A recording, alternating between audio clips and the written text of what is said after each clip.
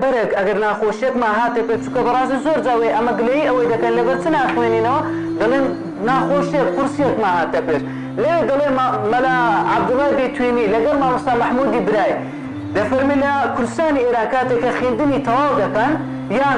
دوش خويندني ملاتي تارادة باش ده خوينا ده بير ده كان وبوه كعلم وزان السوزاني أريان زوتر به دين بو بغدا بو إلى بغدا بخوين اللي شاركاني دورو بري زان السوزاني أريوار بقرن ده كبير ده كان وا دياني السفر بكان فاري الريان نابتا ناتر دبي دو كتابي بفروشن هتا بباري أو كتابانا بين بو أويكا بغنا أو شاني خويان أو علم زانستي كداني ويوري بقرن يد كتابة كان قاموس المحيطة كتابة كان تحفة أو دو كتابة دادنين بفروشن طبعا أوانيش لبر أوي براستي يعني خمي خويننا وكيان بوا هم يان بوا برياد بدن يكو كتابة لبر كان يقدر أملوي لبر كان يقدر أملوي لبر طبعا